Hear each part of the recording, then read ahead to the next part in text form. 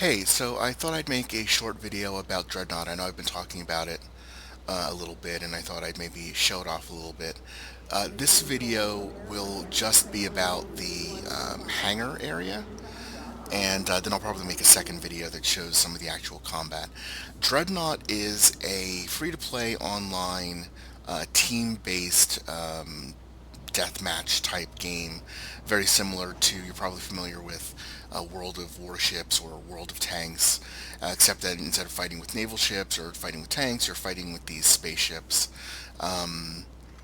Obviously, as a big science fiction fan and a big geek that I am, I love the idea of flying around in a big spaceship and getting into combat. So I bought a Founders Pack, which was $10, and that got me into the beta for the game. The game's currently in beta, and you get some various knickknacks and things for you buying a Founders Pack. But so I thought I'd walk you through some of the things going on here in the hangar. First of all, in the fiction of this game, which I've not read too deeply, but in the fiction of this game, humankind, it's the future, humankind has gone out into the stars. There are different factions of humanity who are fighting each other constantly, and the player characters are part of a independent faction who live in an asteroid belt, and they hire themselves out as mercenaries to the other factions for money.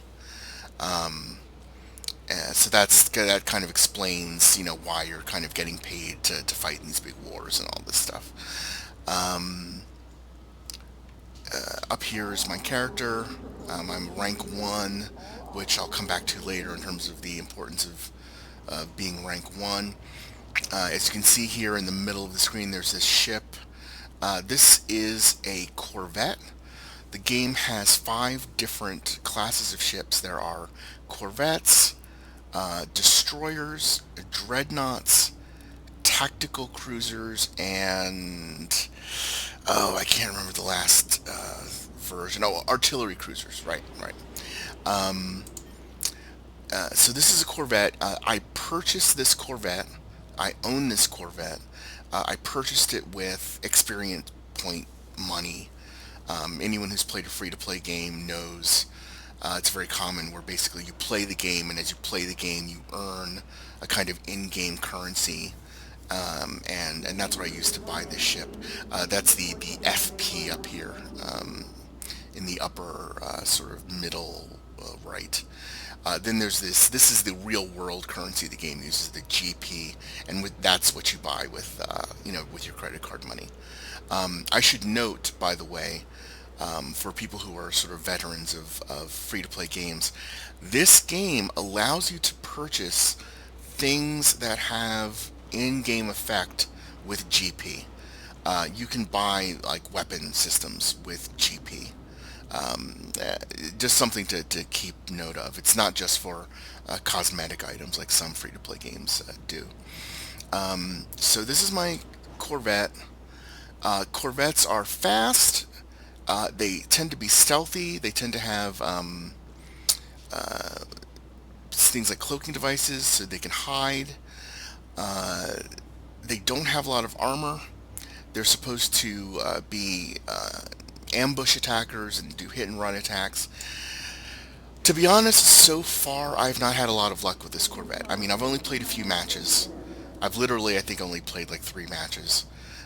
So I'm still kind of getting used to how to play the game and all that jazz. I get blown up a lot, but we'll see.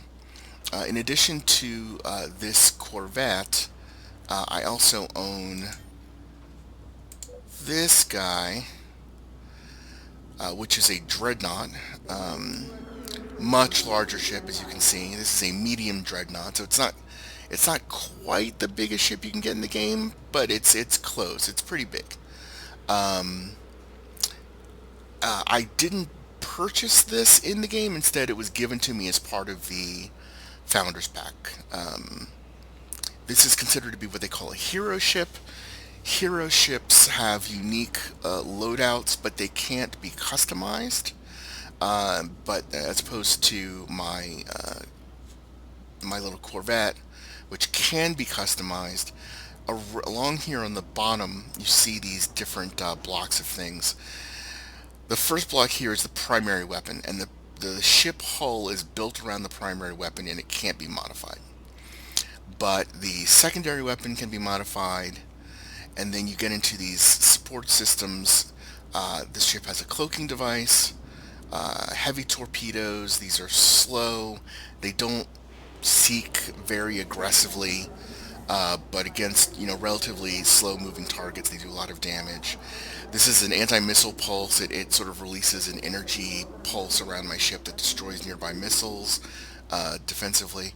And there's an afterburner which gives me a nice burst of speed when I need it usually to get out of trouble. So all of these can be modified. If I click on my medium cloak here, it zooms in on the weapon system. Here, I'll zoom in on the beam turret. So so I can modify these, but what happens is you are limited by what you can switch to based on your level. So I'm just level 1, so my only other choice is between my medium cloak and this blink warp, which sort of allows me to do a short range teleport around the map.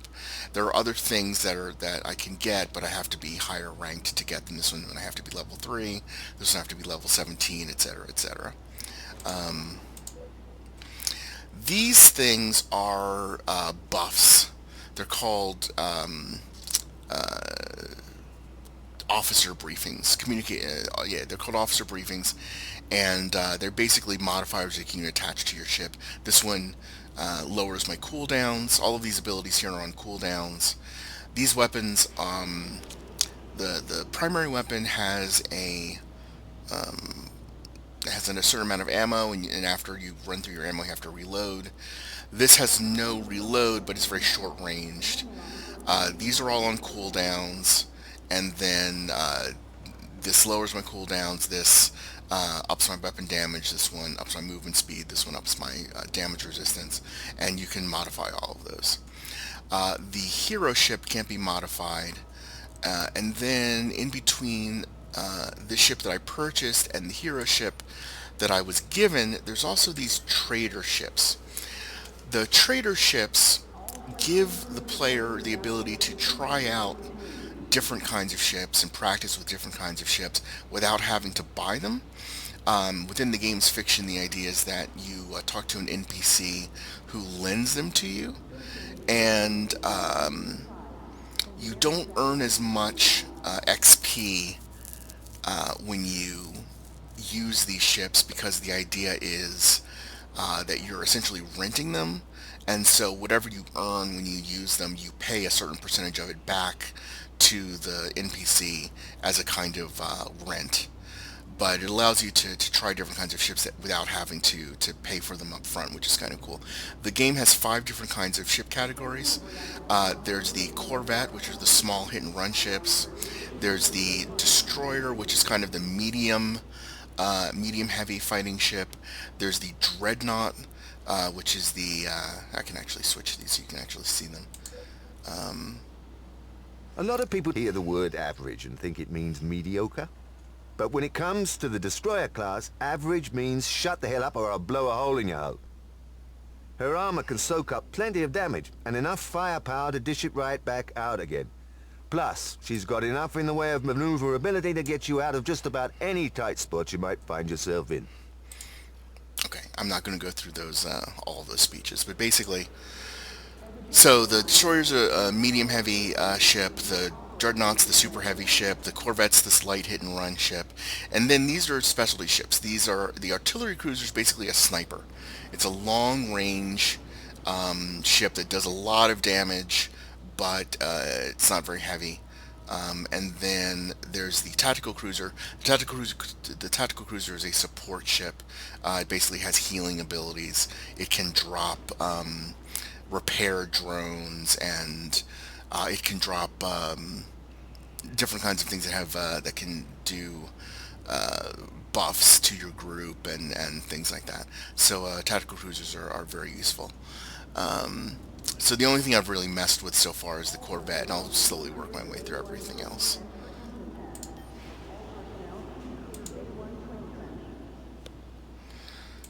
So yeah, that's basically it, and then I'll show you the combat in another video.